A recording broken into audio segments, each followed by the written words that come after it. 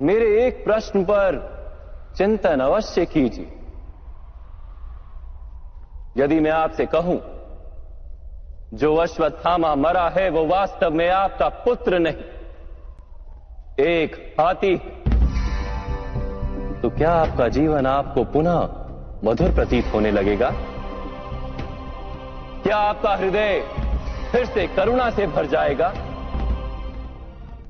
यथार्थ कह रहे वासुदेव। वास्तव में मेरे पुत्र की मृत्यु नहीं हुई।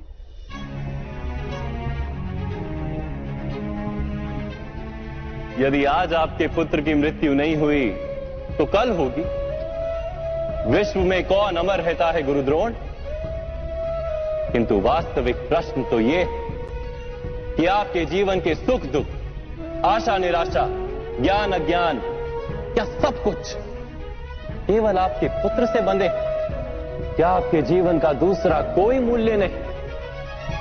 क्या आपकी सारी शक्ति, सारा ज्ञान केवल आपके पुत्र के लिए? होश, मेरे कारण वो संसार में आया। उसने मुझे सुख, सम्मान और स्नेह दिया। मेरे लिए जीवन में उससे अधिक महत्व का कोई नहीं।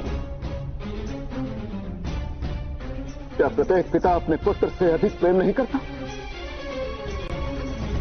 तो विचार कीजिए गुरुद्रोण, जिस पुत्र के प्रति आपको इतना अधिक प्रेम है, उसे वास्तव में आपने क्या दिया?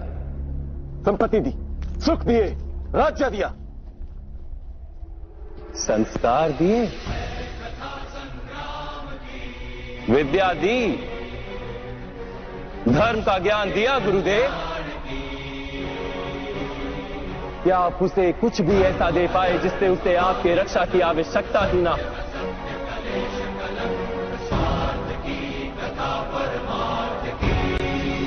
मैं मानता हूं सब अर्जुन तथा अंगराज कर्ण की भांति महान योद्धा नहीं बन पाते, किंतु आप अपने पुत्र को उचित निर्णय लेने का शिक्षण तो दे ही सकते थे।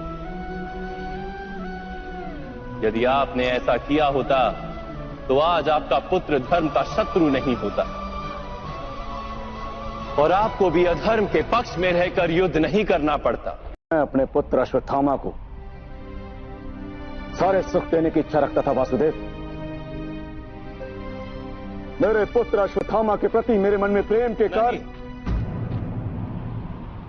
प्रेम तो उन्नति देता है, उचित अनुचित का ज्ञान देता है गुरुदेव। प्रेम होता तो आप भी अधर्म से नहीं बंधते और आपका पुत्र भी अधर्म से छूट जाता। वास्तव में ये प्रेम नहीं, आपके मन का मोह है।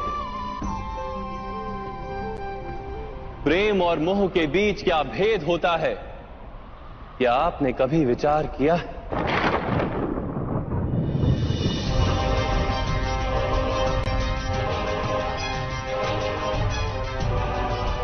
प्रेम से ही तो मोह का जन्म होता है वासुदेव।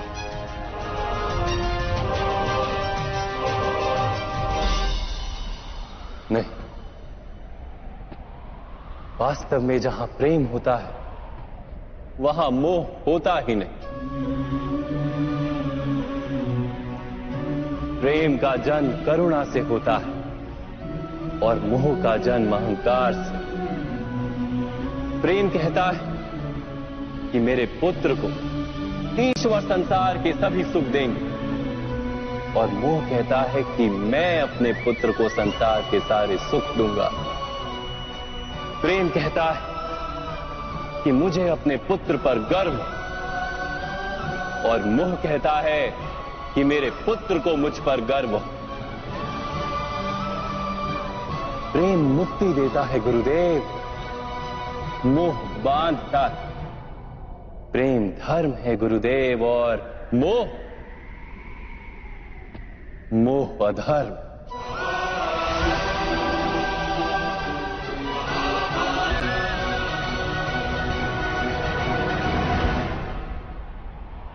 आपने अपने पुत्र को आटे का घोल पीते देख अपनी साधना भंग कर दी थी। उसके स्थान पर अपने पुत्र को आटे के घोल से संतोष मानने की शिक्षा दी होती, अपनी साधना भंग करने के स्थान पर उसे संघर्ष करके कुछ प्राप्त करने का शिक्षण दिया होता, तो क्या आज आपकी स्थिति कुछ भिन्न नहीं होती? अपने पुत्र का भविष्य उज्जवल बनाने के प्रयासों में आप उसके चरित्र को उज्जवल बनाना भूल ही गए। आपके मोह के कारण उसके जीवन से धर्म नष्ट हो गया। लोभ, भय और लालसा का शिक्षण दिया आपने उसे, और स्वयं भी उसी मोह के कारण वास्तव में आप गुरु तो कभी बन ही नहीं पाए, केवल शिक्षक बनकर रह गए आप।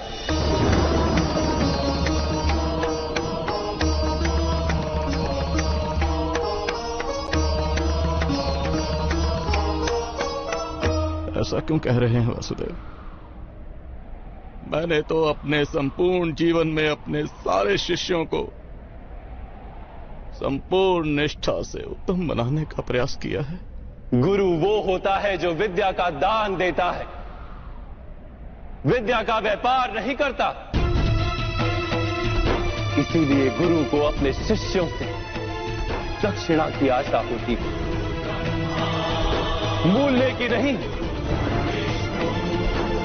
किंतु आपने अपने अमूल्य ज्ञान का मूल्य निश्चित कर दिया।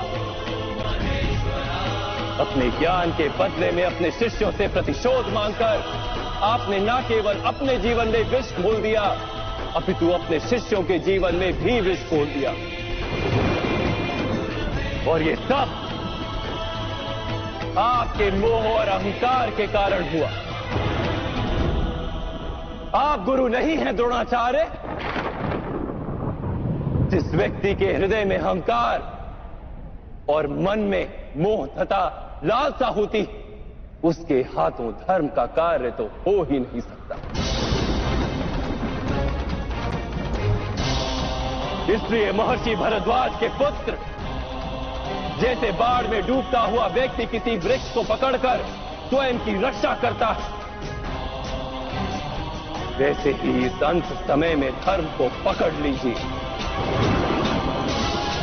आज समय है उचित निर्णय लेने का। मोह का त्याग कीजिए। मैं इसी क्षण आपके प्राण ले सकता हूं, किंतु मेरी इच्छा कि आप जीवन में एक उचित निर्णय स्वयं लें।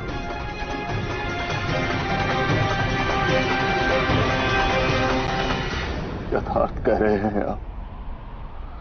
मेरा ही दोष था कि मेरे पुत्र अश्वत्थामा को दंड प्राप्त हुआ।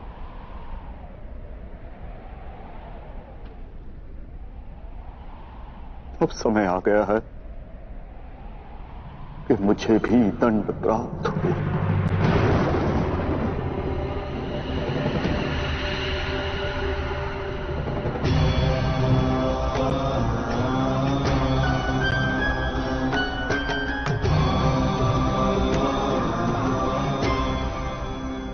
मैं स्वीकार करने को सज्ज हूं।